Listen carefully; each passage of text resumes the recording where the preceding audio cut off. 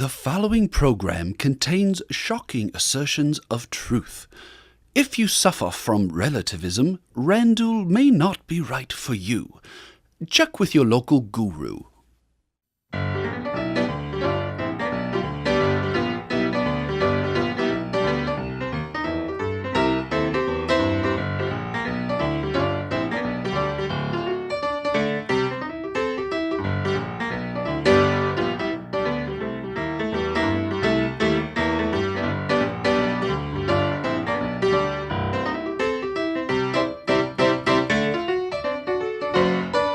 What'd you say? You can see the shorts in the shot? Yeah. Too much leg. Too much leg. Do it again. Standing for truth in the four corners of America. Fighting for justice on the frontiers of the culture wars. And turning resistance into an art form.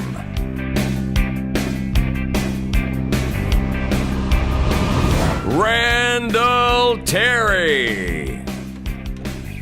Welcome, ladies and gentlemen. America is in desperate need of social revolution. Hopefully peaceful, but social revolution nevertheless. How do we get there? How do we get the wicked displaced from power and the righteous back in power? Well, history provides us with some great examples and I believe a roadmap for the future. Let's check it out. But first, a profound word from the doctor.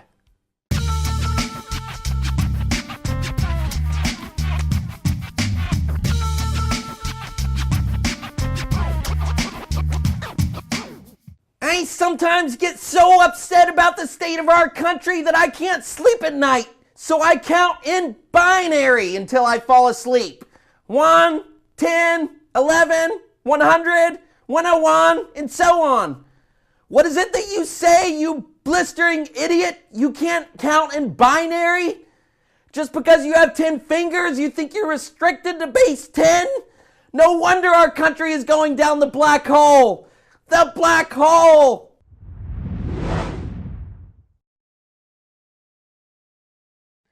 Welcome to the program, friend. We are going to run a couple of shows on the history of social revolution for your sake. Now, what you're about to see, we filmed in a different studio, and frankly, it's as good as a lot of what you would see on the History Channel, on Discovery, or something of that nature. And the reason is that, obviously, America's in a crisis. The question is, how do we get out of this crisis? And as crazy as it might seem, the answers, to a large degree, lie behind us in the study of history. So, I filmed a 14-part television series called Insurrecta Next, the history, philosophy, and theology of social revolution in America. We're going to play some excerpts for the sake of your soul. Hope you enjoy it. Jesus said, "And fear ye not them that kill the body, and are not able to kill the soul, but rather fear him that can destroy both soul and body in hell." Remember this. Those who inherit freedom and justice often prove their poorest guardians.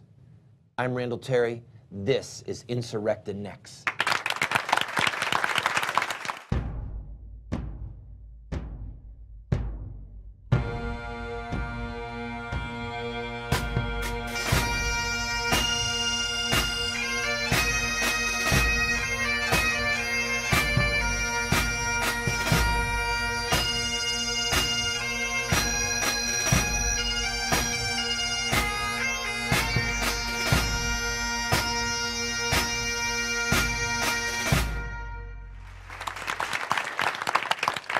Welcome to the program, friend.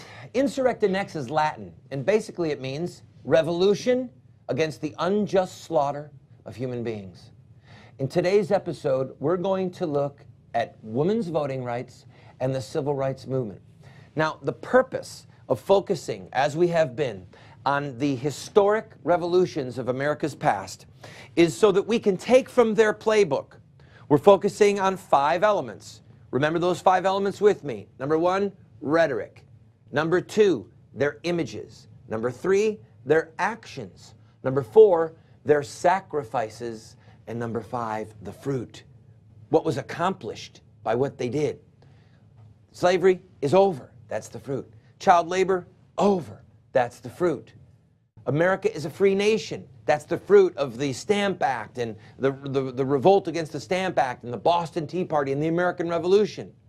If we're going to end child killing, which we must and which we will, we have to look at the playbooks of those who have been successful in the past. And by the end of today's episode, I promise you, a light is going to go on in your head and you're going to say, I get it. Okay. And this is what we're going to do to end child killing. All right, first, women's voting rights. Rhetoric. Susan B. Anthony is probably the most famous advocate of women's voting rights. She was a part of the Seneca Falls Convention in which women released a statement. Listen to this rhetoric. First of all, it's genius right out of the blocks because they use the words of the Declaration of Independence. Quote, "The history of mankind is a history of repeated injuries and usurpations on the part of man toward woman, having in direct object the establishment of an absolute tyranny over her. To prove this, let the facts be submitted to a candid world." Those words come right out of the Declaration of Independence. So when they used them, they knew that the average American was well educated back then and that they were using the language of freedom and of justice. Now here's what they said. I'm just going to take a couple quick excerpts, and I quote, "He has never permitted her to exercise her inalienable right to the elective franchise. He has compelled her to submit to laws in the formation of which she had no voice." Now stop on that one. This is the language of the Declaration. It's actually the undergirding motivation of the revolution because the colonists did not have representation in Parliament in England. They're saying, look, you pass laws for women all the time. We don't even get to vote. This is crazy. I continue. "He has withheld from her her rights, which are given to the most ignorant and degraded men, both natives and foreigners, having to..." Go ahead, laugh, ladies. I like that woman. "Having deprived her of this first right of a citizen, the elective franchise, and thereby leaving her without representation in the halls of legislation, he has oppressed her on all sides." That's the rhetoric. Tough rhetoric. In-your-face rhetoric. All right, let's look at some of the images. You see these pictures of women getting arrested. This, again, is not the stuff that polite society is made of. You see these cartoons that were in newspapers, both for and against women voting. Again, the images jolting, men withholding the rights of women that they are due. And then, of course, their actions. They had marches. They distributed pamphlets. They broke the law. Friends, listen to me. Susan B. Anthony voted once in her whole life, and it was an illegal vote. But the fruit of it was, ultimately, the Constitution of the United States was amended, and women have the franchise. Women can vote. Bring it around to child killing. Ladies, which do you think is a far graver evil? Your inability to vote or babies being murdered by the millions? Which is worse? Babies being murdered, right. Well, if it took this much effort and sacrifice and hardship and bad press to end the tyranny of only men voting, what do you think it's going to take to end child killing? Do you think we can end child killing without at least that much effort and hardship? So look at the playbook of the past and let's bring it forward and begin to apply those principles to ending child killing.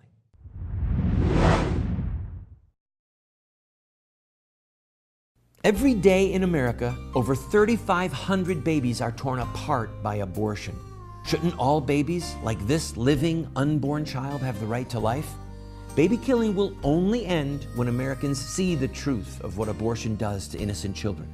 You can help end this Holocaust by showing the truth of abortion in your area with a Face the Truth tour. Go to facethetruthamerica.com to set up a Face the Truth tour in your area. The babies and their mothers will be eternally grateful. In the 1980s, banks introduced designer checks. When my buddy George Johnson inquired at the bank, they had nothing for pro-lifers. So the Johnsons created beautiful pro-life bank checks showing babies with a strong pro-life message. You can speak out for life with every check you write, whether personal or business checks. Be a voice for babies with these pro-life checks. Go to prolifecheckguy.com to see more. That's prolifecheckguy.com.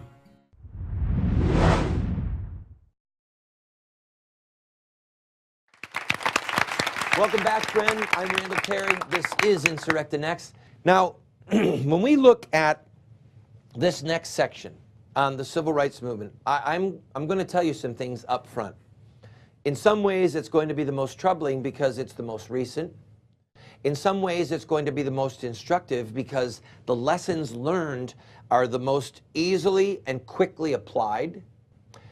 And I'm also going to give you the most words and the most rhetoric. So I just want you to settle in. If you're watching on TV, those of you here in the audience, settle in, because these words literally provide the game plan, the framework for how the law is changed, how social tension is created, how people are brought face to face with an evil that they might have wanted to ignore or wanted to pretend it would just go away on its own.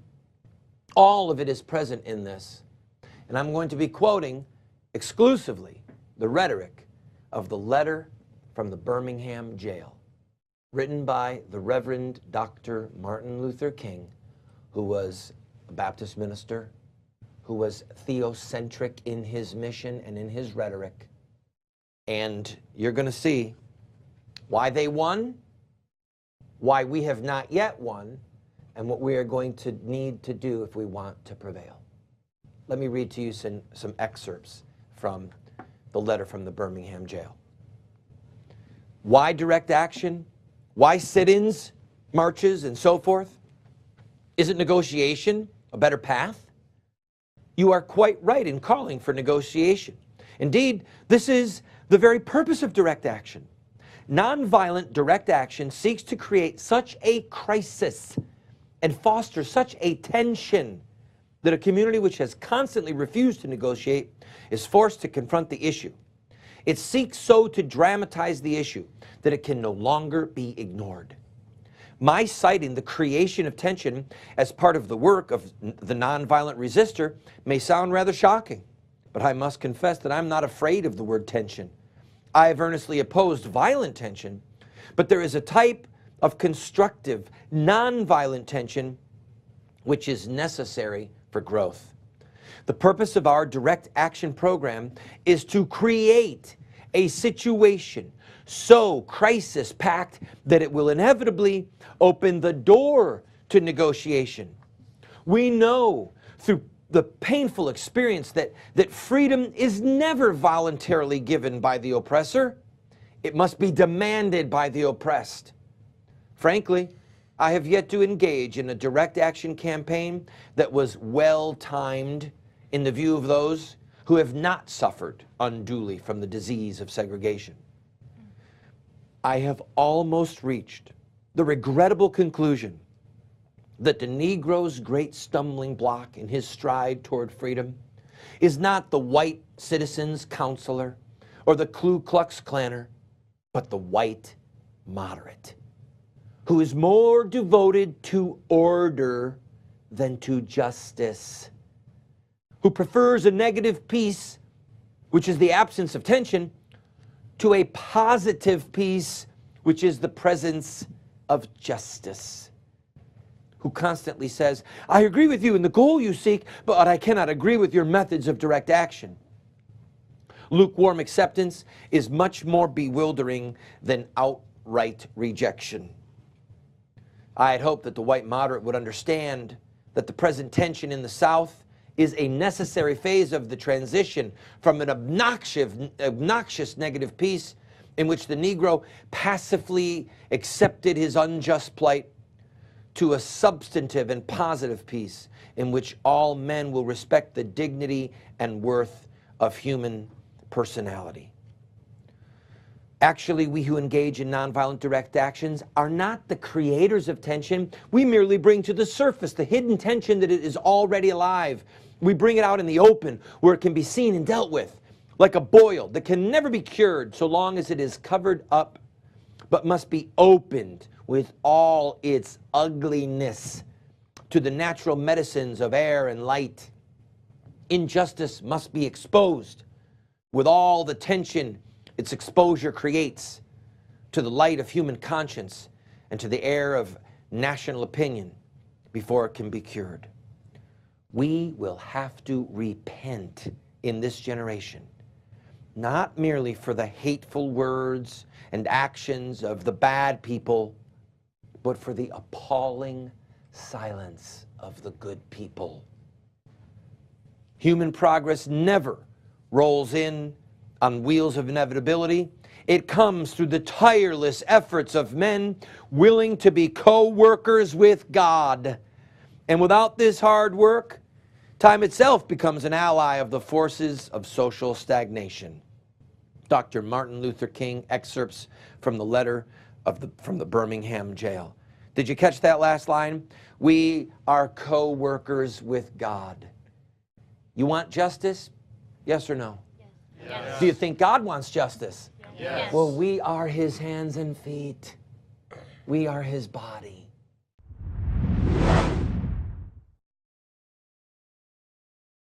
Do you want to get America out of the hands of wicked and unjust men and women who are destroying the republic before our eyes, and put leadership back into the hands of righteous men and women so that we don't die as a nation? Well, you're talking about social revolution, and there are rules in social revolution. We can look at the victorious social revolutions of the past, such as the end of slavery, the end of child labor, women's voting rights, the end of segregation, and so much more, and learn from their victories. Look at their actions, their images, their rhetoric, their sacrifices, and their final fruit. We will send you this series that originally cost $129, 7 books for students, 1 teacher's guide, if you'll give a gift of any size and just pay for shipping and handling. Take advantage of it today.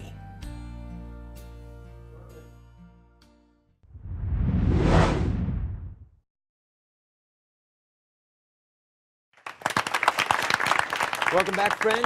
This is Insurrecta Next. I'm Randall Terry. If you and I are going to end child killing, we need to look at the playbook, as it were, of the social revolutions that preceded us and learn from them and then apply the lessons.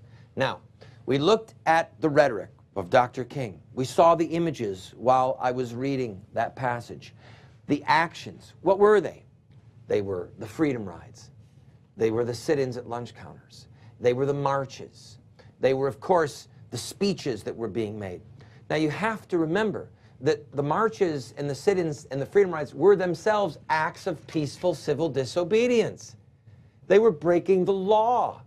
They were in the face of the Jim Crow laws saying, no, we refuse to politely, passively submit to this any longer. And then, of course, white people helped them as well.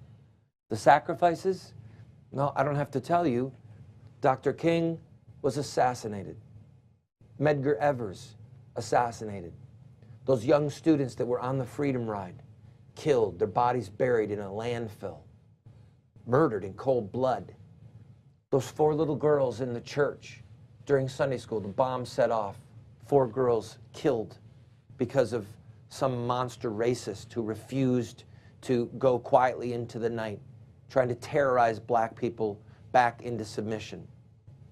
The sacrifices were unthinkable. People, thousands of people getting arrested. But all of that together brought the tension that was necessary to put segregation and the Jim Crow laws and the injustice associated with it on the front page in the mind of the people, and it ultimately resulted in a change of the law which broke the back of segregation and ensured that black people could vote. That's what was the fruit of all of those things together. Ultimately, we want a change of the law. We want it illegal, to kill innocent children. For that to happen, we have got to say and do the things that will create tension, just as Dr. King said, so that we can get child killing back in front of the people of this nation and the world and give it the attention that it deserves as arguably the greatest crime in the history of the world.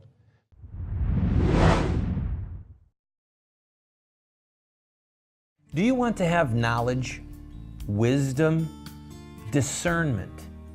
If so, you have to read good books on theology, history, books that look at the lives of great men and women. So to help you to become a more effective Christian, a better witness for truth, somebody who can engage in productive conversation that exhorts and edifies those that you speak with, we're going to do something crazy. We're offering you these 7 books for a gift of any size. You just pay for the shipping and handling, and then give whatever gift that you can, and we will send them to you. But just to make it a little bit more crazy, I will send you a second copy of my 3 books, autographed. You can give them as a gift to your pastor or to a family member and help extend truth and justice in the world. This is while supplies last.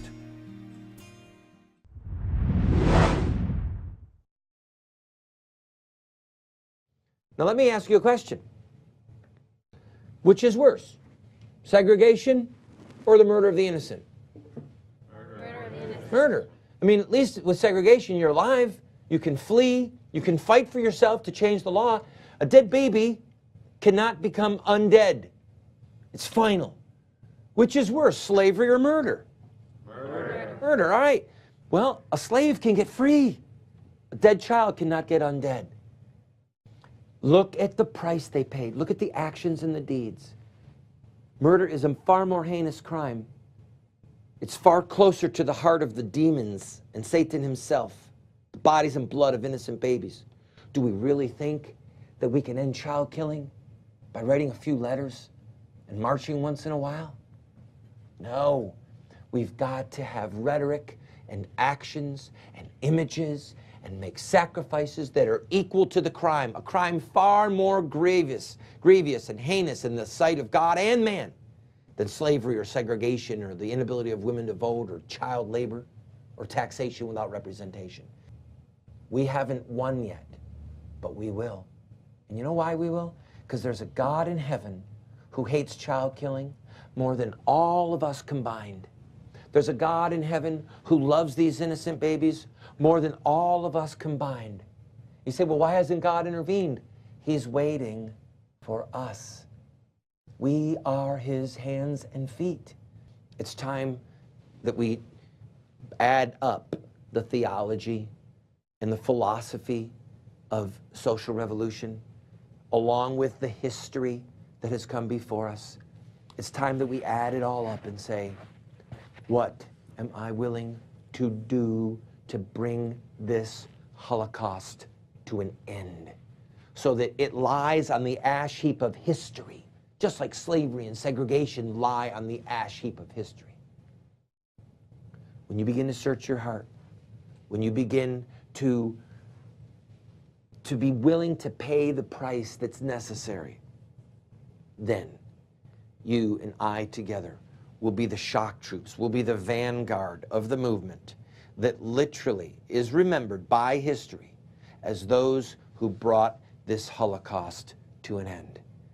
You are the stuff that heroes are made of. All you have to do is say, God, here am I, use me. The next episode will focus on the details. Until then, I'm Randall Terry. This is Insurrecta Next.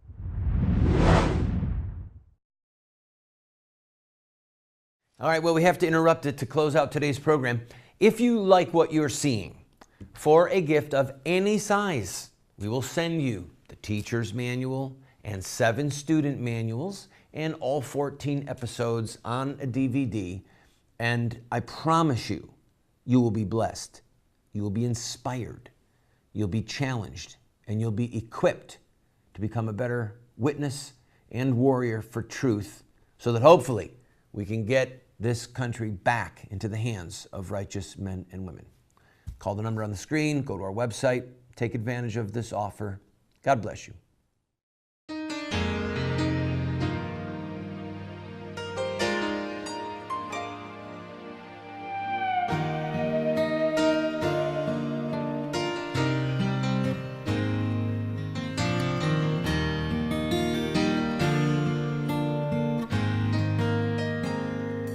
Thank you.